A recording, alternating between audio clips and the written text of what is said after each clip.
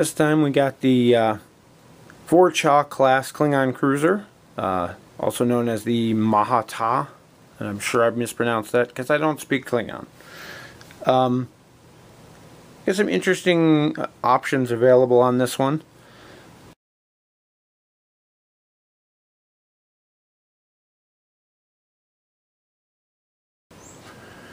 Here we have the movement dial.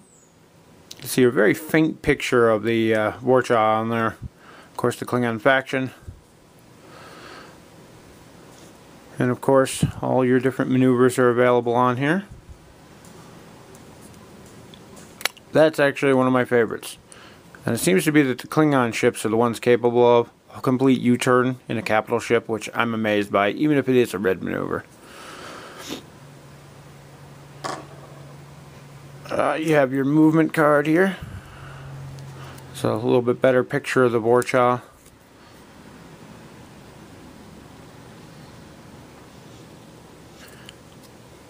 And this one shows all the different maneuvers available to you. There's that U-turn.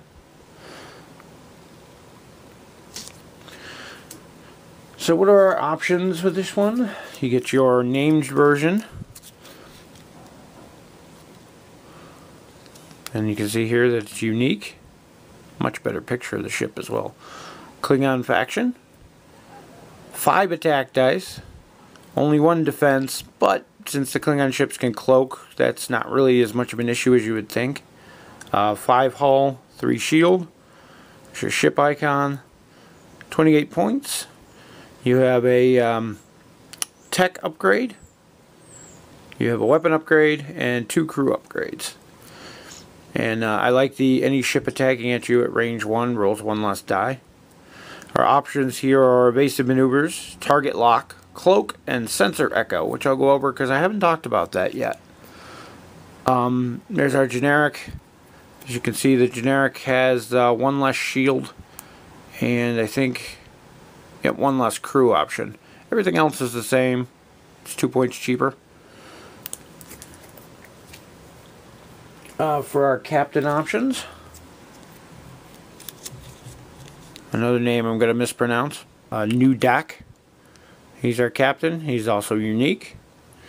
He's a captain skill of 5. He costs 3 points, and he lets you convert your rolls of battle station, or 1 roll of battle station, into a hit, which is nice. And our generic Klingon faction captain, who's free and costs 1 point.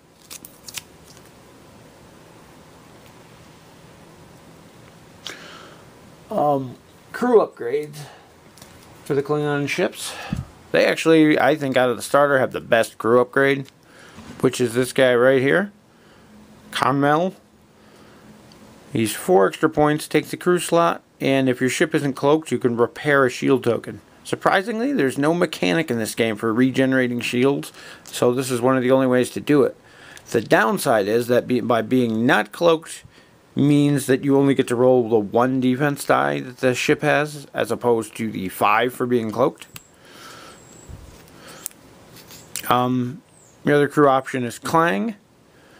If your ship's not cloaked, you disable the remaining shields and target a ship at range 1-2. If that ship is not cloaked and has no shields, you discard him and one of the crew upgrades on the target ship. Basically, he beams over and kills somebody.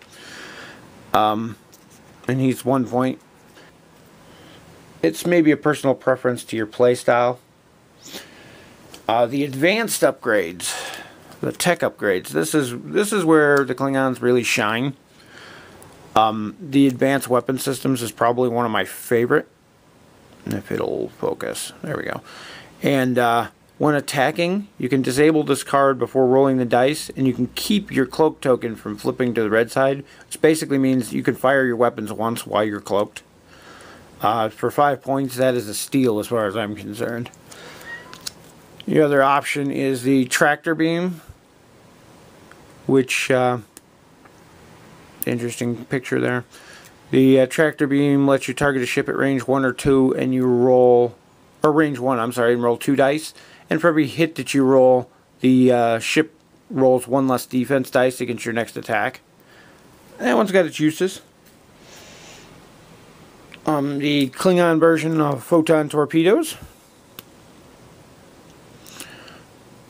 5 dice. That is just mean. Range 2 to 3 because you don't want to shoot at point blank range. Requires a target lock. And if you fire it, now each one of the Klingon ones I've noticed are different on this, but if you fire this one from the Vor'Cha class, you actually add an extra die. So you get 6 dice if you equip this on this ship for 5 points. That is a mean attack. It also disables this, but again, you just spend your next action to reload it.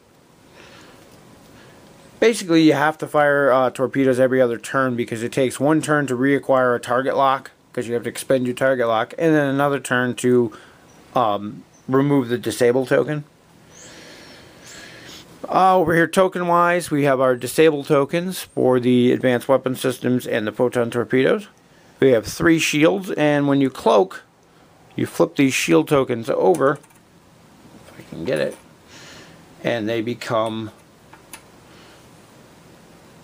red and the shield icon goes away. And what that's to signify is that you still have shields available. They're just deactivated right now, and there's other ways to deactivate shields as well. But that's the downside to cloaking, is you get the extra 4 dice for defense. But at the same time, any hits that actually go through and hit you go directly to hull damage because your shields are off. We have our evasive maneuver token. We have our cloaking token. This is the first time we've mentioned one of these. You put this, the turn you place it out, you put it on the base of your ship to signify that you are cloaking that turn. While it's on the base of your ship, you can still be targeted, you can still be locked on, but you still get to roll the +4 dice. After you've been cloaked for a turn and you choose to leave this out, you move it to the side next to your base. And at that point, you can no longer, nobody can get a new target lock on you. If you fire, you flip it over to the red side. You still get the bonus till the end of the turn, but at the end of the turn, a red one has to be removed, in which case you decloak. Unless you're using the advanced weapon systems that says you can fire and not have to flip this, which is really mean. You get your critical hit, critical damage token, auxiliary power token. Already went over before about the target lock tokens. As you can see, the letters are different. Every ship comes with a different letter, so you can signify. Blue goes next to the your ship when you get a lock, and the red goes next to your target.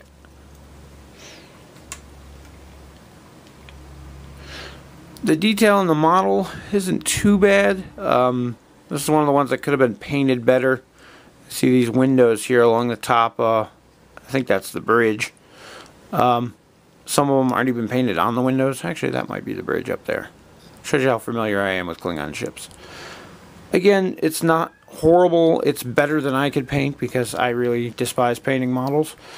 But anybody with some skill could do a wash and a little bit of touch up and make these really shine. As with any of the other ships, you do get an extra movement peg. I forgot to grab mine and put it out here, but and you can see there on the base you have the named ship and its stats, or you can flip it over and there's your generic. And if you'll notice, the Klingon ones do not have the rear firing arc that the Federation ship had. The dotted lines in the back corners here. So they cannot shoot out of the rear even with things like torpedoes. But to make up for it, these Klingon ships, from what I've seen so far, have amazing handling. This thing can pull a complete 180-degree turn. So